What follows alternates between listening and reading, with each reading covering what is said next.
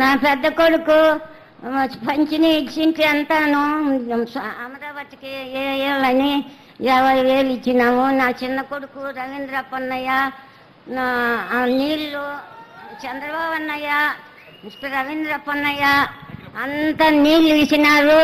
మా దేశం అంతా నీళ్లు బండి మా కట్ల కిందకంతా అట్టింటి నీళ్ళు వస్తాయి, పంటలు బాగా పండుతాయి, అంతా సంతోషంగా ఉన్నాము. అన్న ఇసుకంతా గెలుస్తాడు, దేశం అంతలక్క గెలుస్తాడు చంద్రబాబు అన్నయ్య, రవీంద్రప్ప అన్నయ్య, సుంతమ్మ అక్కయ్య అంతా నీళ్లు ఇడిచినారు.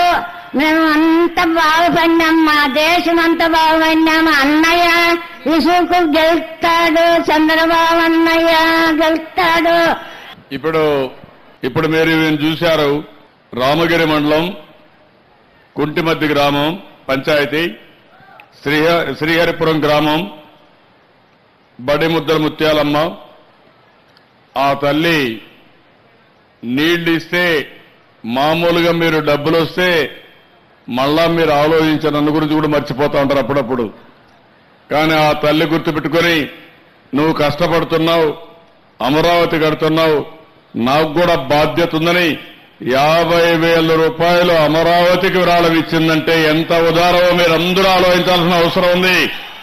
అందులో కూడా పింఛన్ డబ్బులే మిగలబెట్టుకొని నా కష్టాలు నాకున్నాయి అనే ఉద్దేశంతో 50,000 రూపాయలు మిగలబెట్టుకుని అమరావతికి ఇచ్చిందంటే దీన్ని మీరు ఏ విధంగా అర్థం చేసుకుంటారో గట్టిగా చప్పట్లు కొట్టి అందరికీ స్ఫూర్తి రావాలి. అవునా కాదా?